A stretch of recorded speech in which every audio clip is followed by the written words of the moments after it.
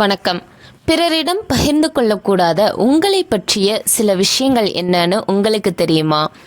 உங்கள் நண்பர்கள் உறவினர்கள்ட்ட மனம் விட்டு பேசுறதுல தவறே கிடையாதுங்க. ஆனால் சில விஷயங்களை யாருக்கிட்டேயுமே பகிர்ந்துக்காம தனக்குத்தானே ரகசியமாக வச்சுக்க வேண்டியது ரொம்பவுமே அவசியமான ஒன்று. சில தனிப்பட்ட எல்லைகளை ஒருவர் தனக்குத்தானே வகுத்துக்கணும். பிறர்கிட்ட பகிர்ந்து கொள்ளக்கூடாத 9 விஷயங்கள் என்னென்னு நாம் இந்த வீடியோ பதிவில் பார்க்கலாம். அண்ட் இந்த வீடியோ உங்களுக்கு யூஸ்ஃபுல்லாக இருக்கும் அப்படின்னு நான் நம்புகிறேன். உங்களுக்கும் அந்த நம்பிக்கை இருந்தது அப்படின்னா இந்த வீடியோவை ஸ்கிப் பண்ணாமல் முழுமையாக பாருங்கள். வாங்க வீடியோக்குள்ளே போகலாம். முதலாவது விஷயம், இலக்கு மற்றும் லட்சியங்கள்.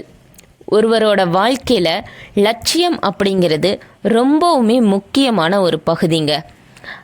தன்னோட லட்சியத்தை ஒருவர் தனக்குள்ளேயே ரகசியமாக வச்சுக்க வேண்டியதும் ரொம்பவுமே அவசியமான ஒன்று. அப்படி ரகசியமாக வச்சுக்கும் போது மட்டும்தான் தன்னோட லட்சியத்தை அடைவதற்கான வாய்ப்புகள் அதிகரிக்கும். தன்னோட இலக்கு அல்லது லட்சியத்தை பற்றி ஒருவர் வெளியே பேசும்போது அதை பற்றின எதிர்மறையான கருத்துக்களை பிறர் சொல்லலாம். இதனால் நம்மளோட லட்சியத்தை நிறைவேற்றுவதில் ஆர்வம் குறைஞ்சிடும். இன்னும் சொல்லப்போனால் நம்மளோட லட்சியத்தை நிறைவேற்ற முடியாமல் கூட போயிடும். அதனால் என்றைக்குமே தன்னோட லட்சியங்கள் இலக்குகளை தன்னோட மனதோடு வச்சுக்கும் போது மட்டும்தான் அதை அடைவதற்கான வாய்ப்புகளும் வழிகளும் அதிகமாக உருவாகும். 2வது விஷயம், தனிப்பட்ட நம்பிக்கைகள்.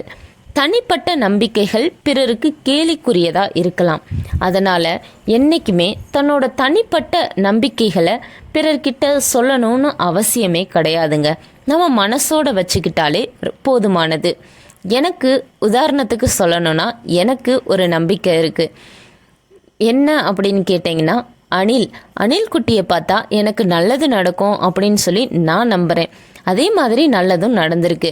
இந்த விஷயத்த நான் வெளியே சொன்னால் எல்லாருமே சிரிக்கலாம், இல்லை கிண்டல் கூட பண்ணலாம்.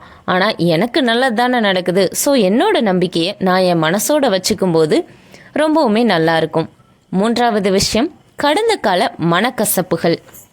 மனக்கசப்புகள், அவமானங்கள் எல்லாருக்குமே இருக்கக்கூடிய ஒன்று தாங்க. கடந்த கால நிகழ்வுகளை நினச்சி மனசை வருத்தி கொள்வது நம்மளோட உடல் நலத்துக்கு ஆரோக்கிய கேட்டை உண்டாக்கும்.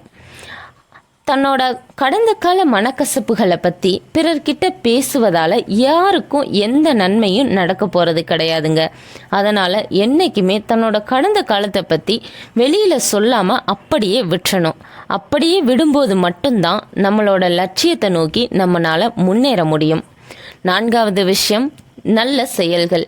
பொதுவாக தான தர்மம் செய்யும்போது ஒரு பழமொழி சொல்லுவாங்க, வலது கை கொடுப்பது இடது கைக்கு தெரியாமல் கொடுக்க வேண்டும் அப்படின்னு சொல்லி.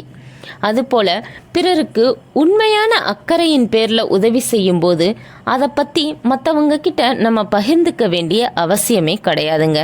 தன்னை பற்றி பிறர் பெருமையாக நினச்சிக்கணும் அப்படிங்கிறதுக்காக நம்ம செஞ்ச உதவிகளை பற்றியெல்லாம் பேசக்கூடாது. உண்மையான கருணைக்கு பார்வையாளர்கள் தேவையே கிடையாதுங்க. 5வது விஷயம், குடும்ப பிரச்சனைகள்.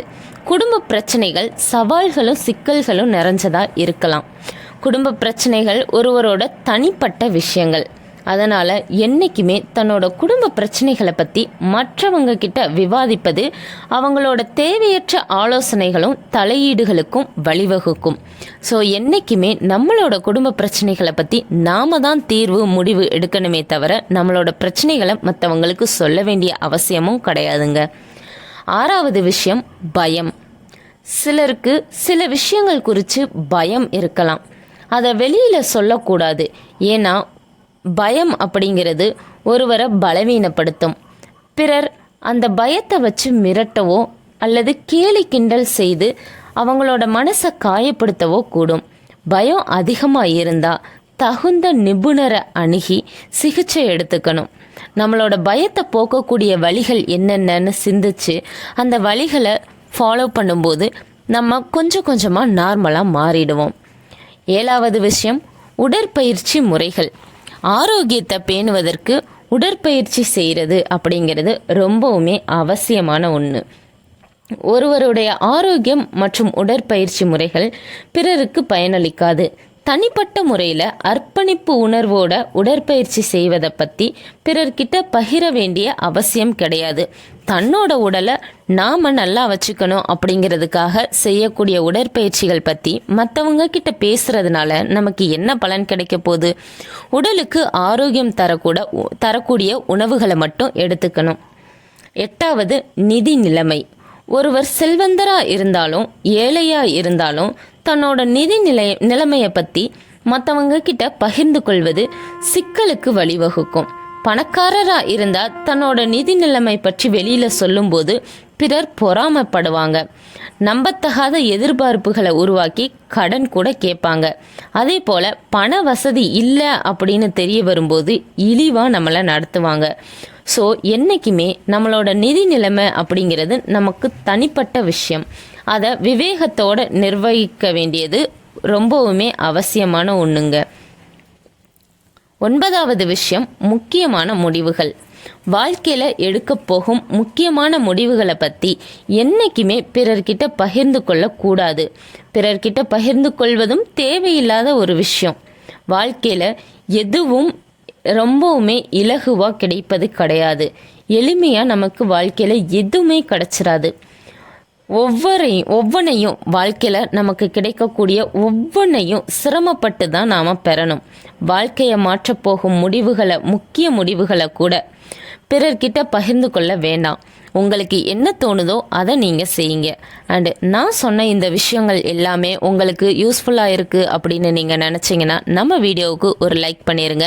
அண்டு உங்களை போலவே உங்கள் நண்பர்களும் உங்களை பற்றி அவங்கள பற்றி புரிஞ்சுக்கணும் அப்படின்னா இந்த வீடியோவை அவங்களுக்கும் ஷேர் பண்ணுங்கள். நன்றி.